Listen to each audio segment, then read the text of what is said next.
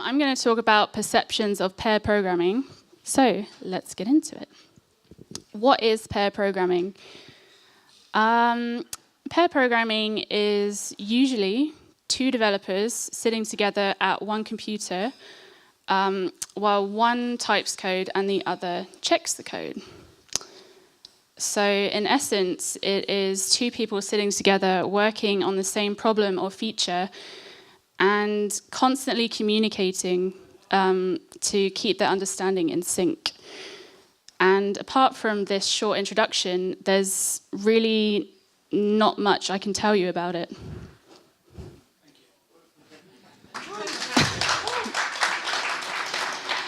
Except my own personal experiences with it. So first, a little bit about me. My name's Amber. Like Christian said, I'm a front-end developer at Eden Spiekermann in Berlin. It's my second job as a developer ever, and in total I've been developing for less than a year. So the first Beyond Tellerrand I came to last year, I didn't even have a job in tech yet. Other things about me include that I've always been really rad. Really rad. Get it?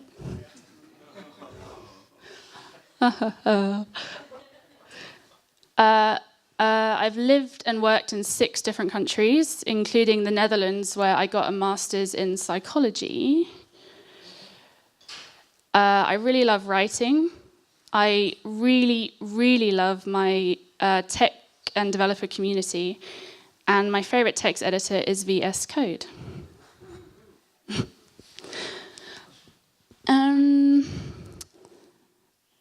So my current career in tech is exciting and fast-paced and full of opportunities, and my past career in psychology is about understanding and helping people. And the mix of these two careers has led me to take an interest in the more human side of web development and how we can all feel better about the jobs that we do. Because I really believe that the better we feel about the jobs we do, then the better the results of our work will be for everyone.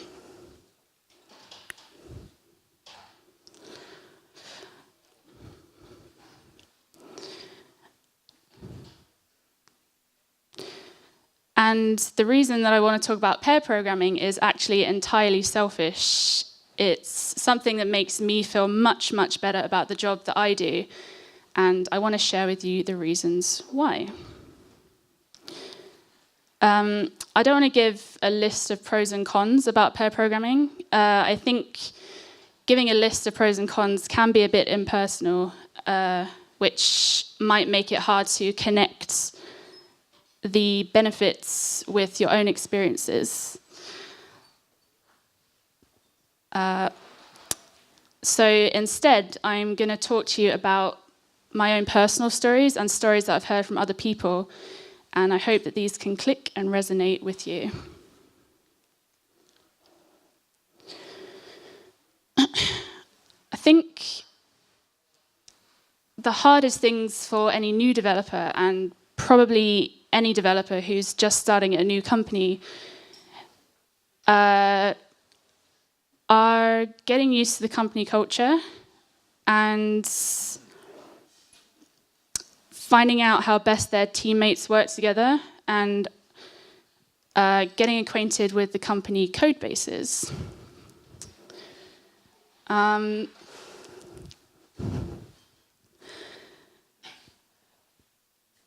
At my work, every Monday we have Dev Couch, which is where all the developers sit together for an hour and talk about the things that they're working on.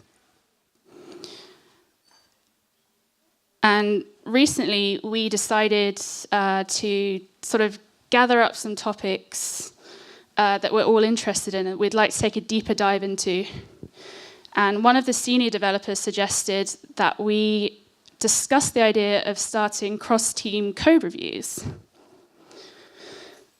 And his thoughts were that while it's sort of a smaller step than pair programming, it wouldn't exactly hurt the levels of communication, collaboration, and knowledge of the company code bases.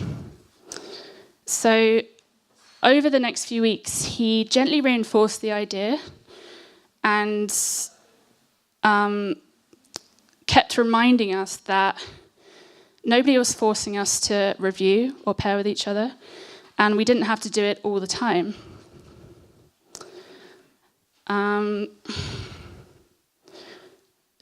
And because of his unpressured and casual approach, code reviewing actually became more common, and I loved it. It helped me as a new developer to feel more confident asking for feedback from other developers, which is something that's not always easy because I don't always want to bother busy people, and I don't want to be seen as incompetent. It also made me feel like a more integral part of the team. And I know that I'm definitely not the only developer who began to feel more like this. The all-round good vibes that it produced reminded me of a little story that I want to tell you about.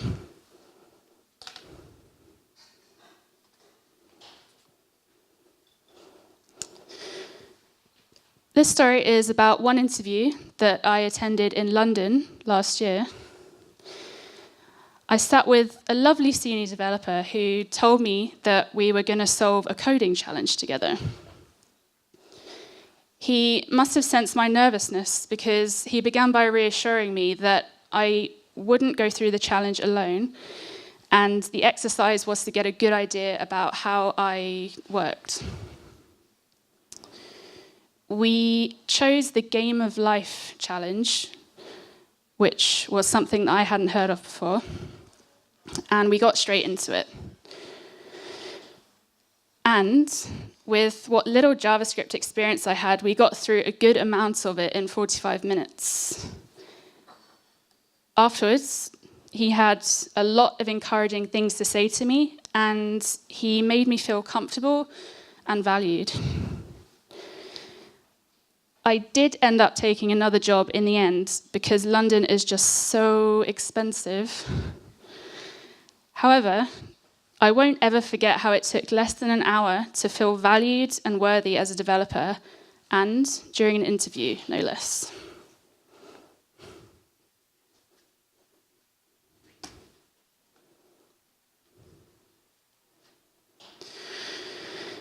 Others' experiences.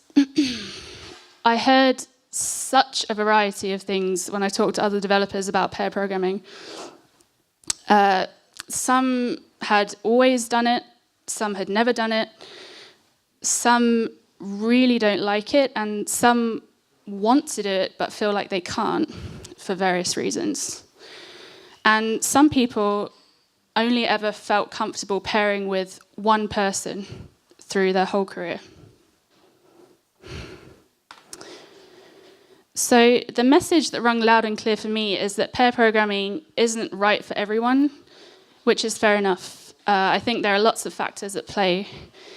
And on that note, I want to tell you about a nice story that I heard from a good developer friend of mine. This developer said to me, "For years, I didn't pair program. Then I started working with a new developer. I was very much into high-end CSS and code quality, and my new friend was a fantastic problem solver, which I wasn't. So we both managed to learn from each other, and the resulting work was just better than what either of us could have done on our own. We ended up pairing for months, and sometimes for 6 to 8 hours a day, especially on complex stories. Despite reservations from our project manager, we enjoyed success. The reasons I see for our success are as follows. Our skills complemented each other. We could see the big picture and edge cases. Mistakes were minimized. We reduced knowledge island and bottlenecks. We gained shared ownership of the code, and we pushed each other's learning and expertise forwards.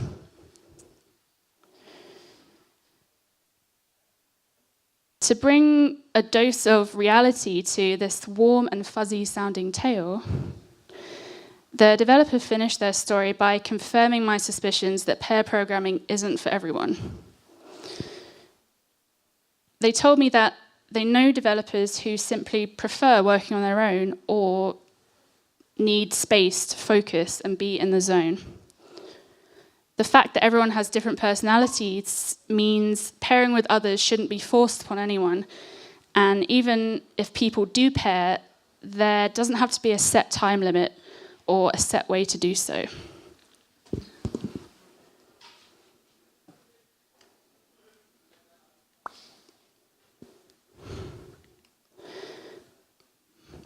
So, there's no roadmap. There's no step-by-step guide in a README file somewhere to tell you how to successfully install pair programming at your company. In the end, it all depends how you feel about it. Well, and how your company feels about it. In essence, it is flexible. To hint at how flexible it is, I want us to have a quick look at some of the types of pair programming. For the sake of clarity, I'll describe juniors as novices and seniors as experts. So first, we have the driver navigator. This is the one that I described at the beginning. It's where one person sits and types, and the other person answers questions and points out problems. And this is a really nice one to do with a novice and an expert, where the novice is driving. But it can also be done with two experts as well. And then we have the Backseat Navigator. This is much the same, except the navigator sort of gives much more tactical instructions with this one. They might say when to open a new method or a file, or what to name a test or a variable. And again, this can be done with any combination of developers. The third driving-based metaphor, and the last, is the tour guide. Imagine getting on a bus, sitting down, enjoying the scenery, and having people tell you what's going on outside. This one's best done when the expert is the tour guide, because it gives new developers, i.e. someone like me, a chance to learn how to do things the way that the expert does it. Lastly, we have ping-pong pairing. This is the most fun type to say out loud. Try it. This one is all about unit tests and test-driven development.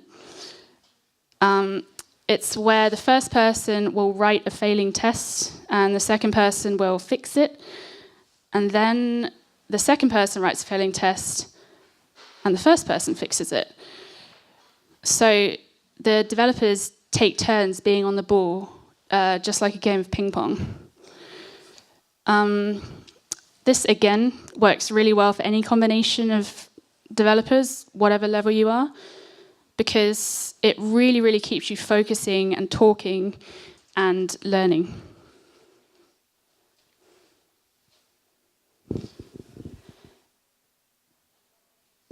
Do you remember how I mentioned that we began to do more code reviews at my work? I want to leave you with one more story that I heard recently.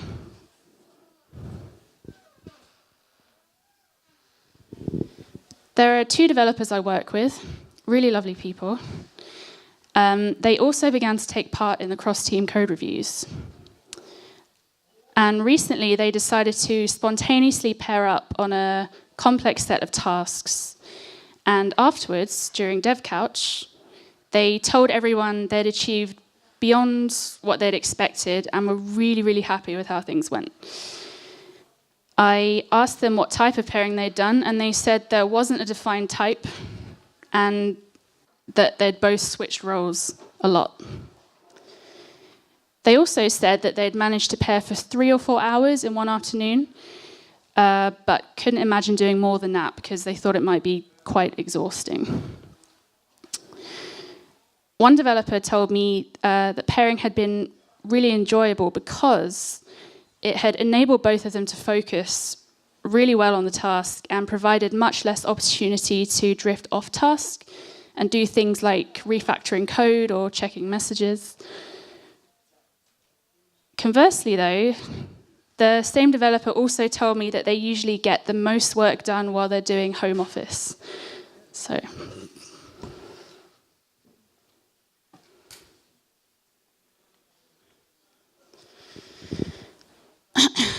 what I am trying to get across with all these stories is that pair programming is flexible, it can start small, it can work well sometimes and sometimes not. By the way, in my team's last retrospective, we created an actionable item, which is to always consider pairing on complex stories. What pairing means to my teammates is more robust code, a greater understanding of the code base, and a closer relationship with each other. It means all these things for me as well, but on top of this, it gives me confidence and gives me faster competency. I think a collaborative exercise like pair programming helps developers of all levels to communicate better, feel more like a team, and push each other forwards. After all, a stronger team most likely builds stronger things. Have a think about what pair programming could do for you. Thank you.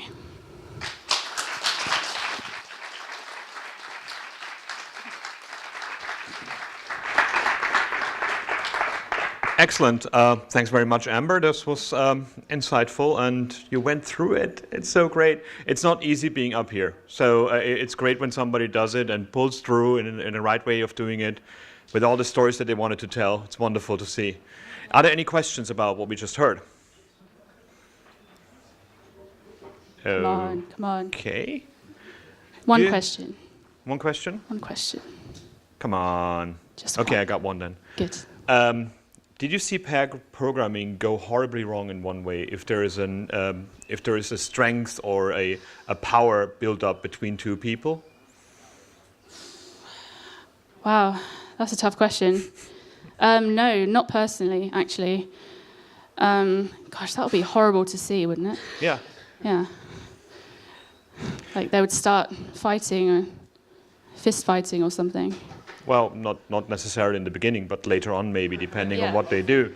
Out of office hours. Yeah, and do you think there's an opportunity to help to help a team grow faster by getting everybody up to the same level by doing pair programming? Do you think it's also a skill share between the team that way?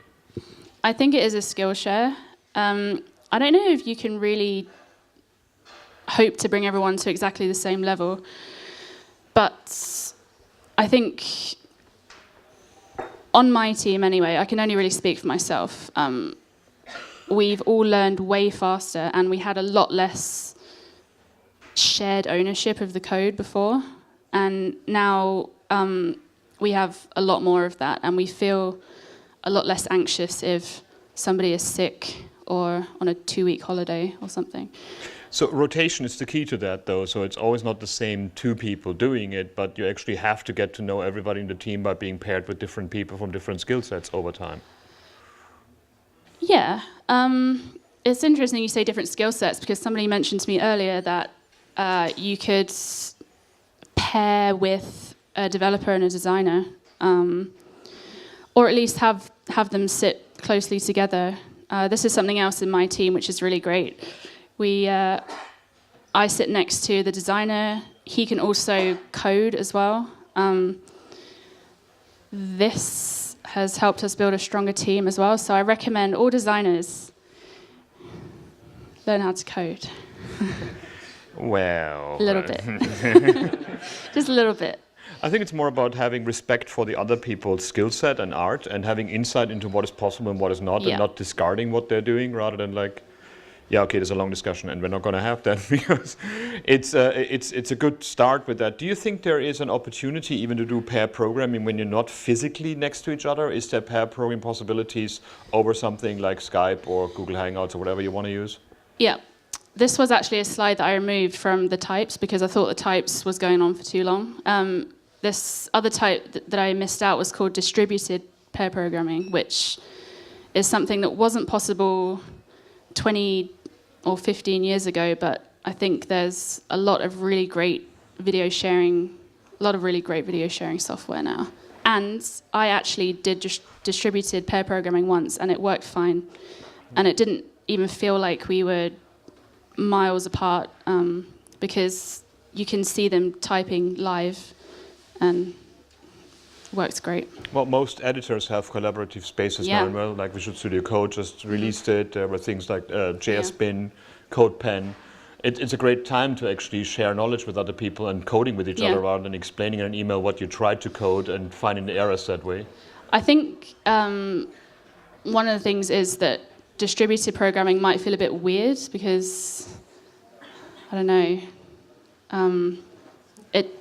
when you're not in the same room as somebody, and pair programming, I just don't think it's been done much. But I think if it was to be encouraged and people did it more, then we'd see a lot of benefits from that. It feels like being a help desk, isn't it? Like installing other people's computer over LAN or something. Like what can you do? But I'm very happy that something as not as old as pair programming, which came around in the mid-'80s, and you think about some of the other things we do in computing, like '60s and '70s, has become such a boon for you starting in that area. And that gives me a lot of hope for the future that by collaboratively doing things, we actually can lift each other up, as you said.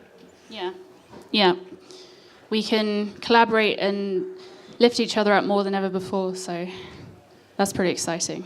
Well, thanks very much, Amber. If you have any questions, you'll be around later, I guess. Yep. Thank you very much.